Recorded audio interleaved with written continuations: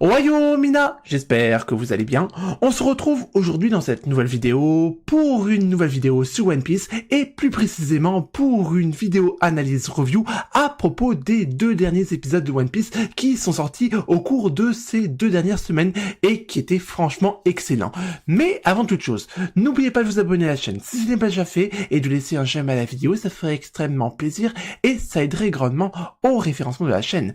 Bien, maintenant que tout cela est dit, nous allons pouvoir entrer dans le vif du sujet, mais avant toute chose, je voudrais glisser une petite parenthèse parce que les amis, dans cette vidéo, il y aura quelques éléments spoilers en liaison avec les chapitres, mais du coup, pas d'inquiétude parce que je mettrai les moments en question dans la timeline, donc faites bien attention à la timeline de la vidéo si toutefois vous n'êtes pas à jour au niveau des scans. Voilà, parenthèse fermée, nous allons pouvoir enchaîner avec l'analyse de l'épisode 1087 de One Piece. Let's go, c'est parti. À présent que la petite parenthèse est maintenant achevée, nous allons pouvoir enchaîner avec l'analyse review des épisodes 1087 et 1088. Ah, les amis, je dois être franc avec vous.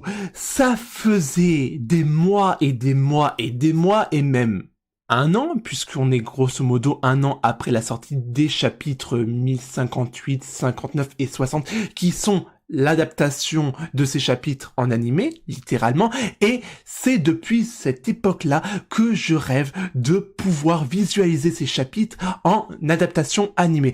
Et c'est maintenant chose faite, et sincèrement, c'est de l'excellent boulot de la part de la Toei. C'était vraiment ultra hypant du début à la fin en passant par le milieu. Sincèrement, je me suis régalé. Ça faisait des mois et des mois que je ne m'étais pas autant régalé en regardant un épisode de One Piece. Alors vous me direz peut-être que c'est surtout parce que maintenant on est en dehors de Wano Kuni que je suis de nouveau hypé par rapport à One Piece. Là-dessus, je vous donne raison. Mais outre ça, il y a tout le contexte.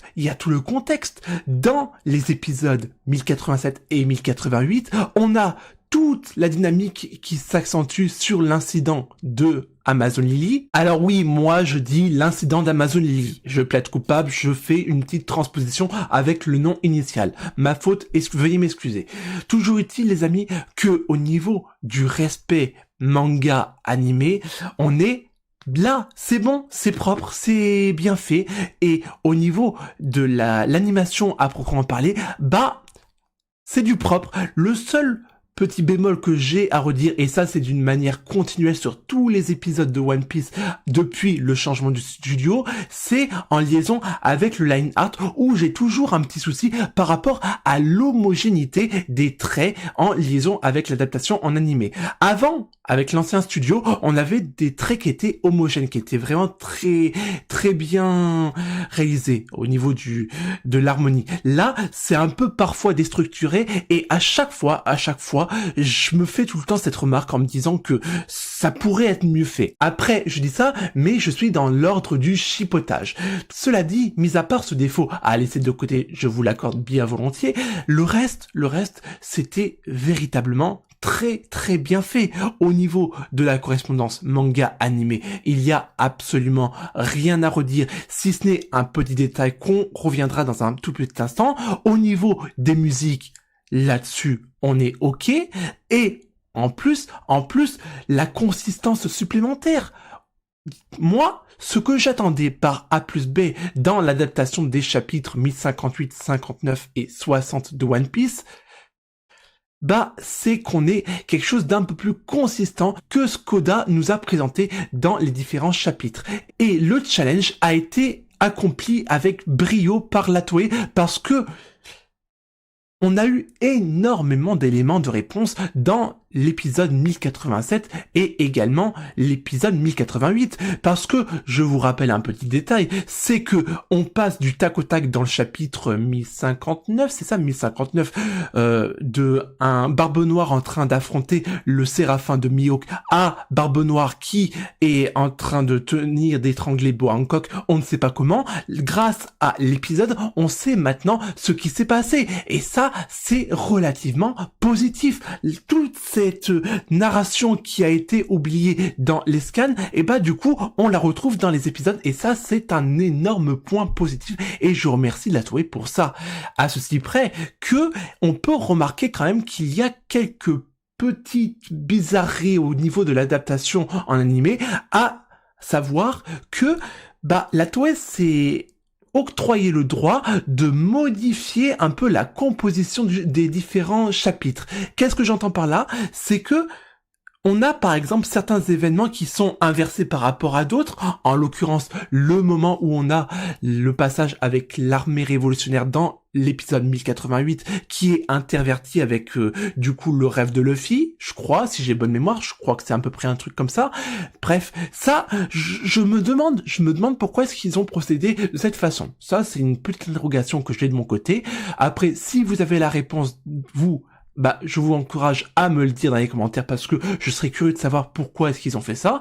C'est quelque chose qui m'a interpellé. En plus, à côté de ça, il y a aussi des choses qui m'ont un peu, pas laissé perplexe, mais presque. C'est que, habituellement, l'adaptation des chapitres en épisode est cohérente avec les chapitres. Je sais pas si c'est bien français ce que je dis. Toujours utile qu'un épisode de One Piece correspond de bout en bout à un chapitre. Or, là, la Toei a fait le choix de couper, par exemple, la fin de l'épisode 1087 en plein milieu du chapitre 1059 et d'enchaîner sur l'épisode 1088 avec la suite et la fin du chapitre 1059.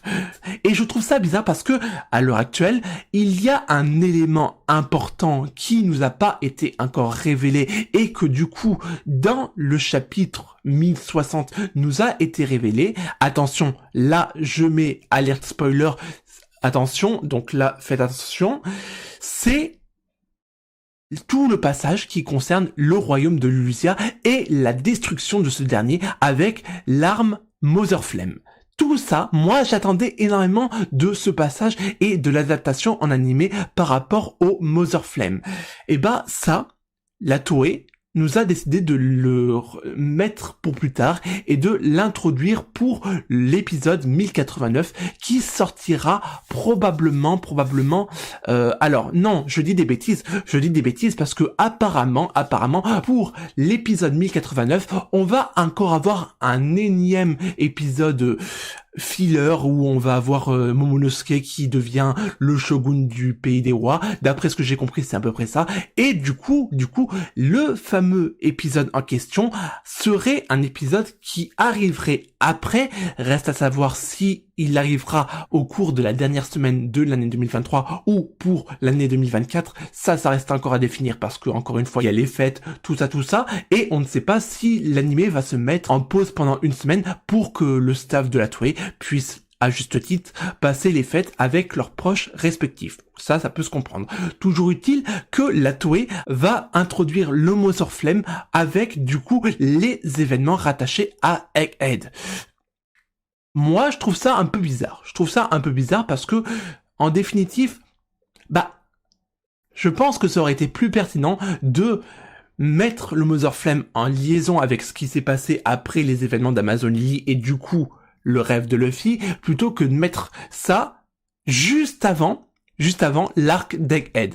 Alors, il y a le paramètre de l'introduction. Qu'est-ce que je veux dire par là? C'est que peut-être que la Toei a fait ce choix pour dire au lecteur, on entre dans la saga finale parce que c'est ça, les épisodes 1087 et 1088 sont des épisodes transitoires entre l'arc de Wano Kuni et l'arc d'Egghead.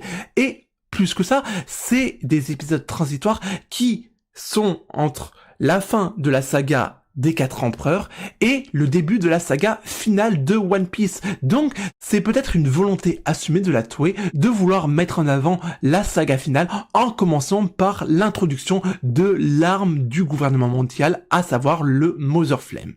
Donc, ça, c'est un peu une déception, mais si on part du principe, comme je l'ai évoqué précédemment, qu'il commence la saga finale avec quelque chose de avec quelque chose d'énormissime comme l'introduction du Mother Flame, ça peut du coup se justifier.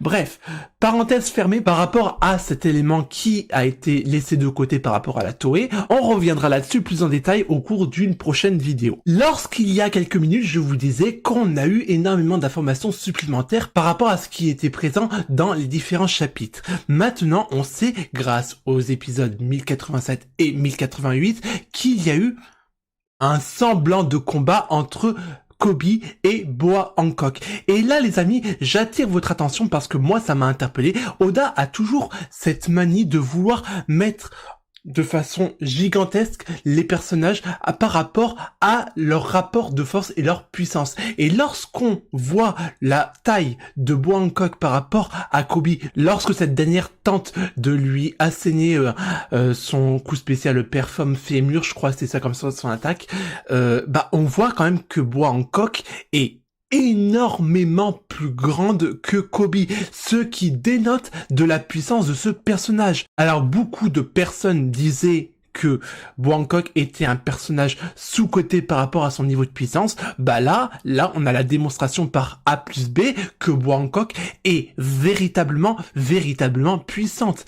Et ça, c'est rien de le dire parce que, en définitive, quand on regarde, alors là je vais pas spoil, mais ceux qui ont lu les scans sauront de quoi je parle. Mais quand on voit le rapport de force au niveau de la taille entre Boa Hancock et Kobe, et qu'on voit ce qu'a fait Kobe au cours du futur de One Piece en liaison avec les différents chapitres, ça nous laisse imaginer la puissance que possède Boa Hancock. C'est dire. Donc, les amis, moi j'ai hâte de voir un combat digne de ce nom avec Boa Hancock. Le seul problème, c'est que en face de Boa Hancock, il y avait la marine et également l'équipage de Barbe Noire et plus précisément Marshall D. Teach, le gros dégueulasse. Et on a pu constater qu'il y avait absolument pas de match entre Boa Hancock et Teach. Littéralement. D'ailleurs, le principe de la correspondance des tailles est aussi valable entre Boa Hancock et Teach. D'ailleurs, on voit littéralement au moment où ce dernier l'étrangle littéralement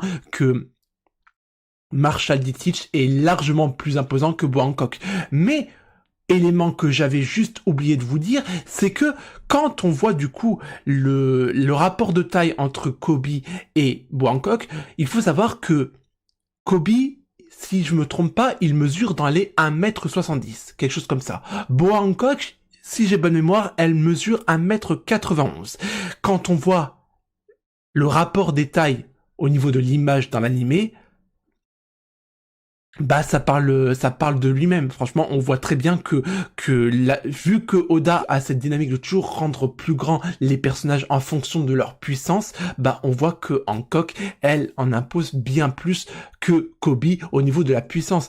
Sachant qu'à la base, ok, 1m91, 1m70, c'est pas tout à fait la même taille, mais là, on voit clairement au niveau de l'image qu'il y a beaucoup plus. Ça, c'est indiscutable. Après, je vais être tout à fait franc avec vous, ce moment où on a du coup Teach qui étrangle Boa Hancock, je l'appréhendais depuis que j'ai lu le chapitre, parce que je suis un fan de Boa Hancock, elle est la numéro 2 des waifus en liaison avec One Piece derrière Vivi, et j'avoue que ça m'a fait énormément mal de voir cette scène-là, surtout que elle était bien animée. Elle était bien animée. C'était désespérant. J'avais envie de rentrer dans l'écran et de venir l'étrangler, ce foutu Marshall D. Teach. Ça m'a saoulé. Ça m'a révolté. Et je suis sûr et certain que tous les fans de Boa Hancock se sont dit la même chose que moi. Disons-le clairement, heureusement qu'il y a eu le patron, il n'y a pas d'autre mot, Rayleigh, qui a sauvé la situation à ce moment-là. Qu'est-ce qu'on peut dire de Rayleigh si ce n'est masterclass? Vous savez les amis, à la fin de l'épisode 1088, je me suis interrogé en me disant, jusqu'à présent, Shanks était la masterclass du fluide en toutes circonstances.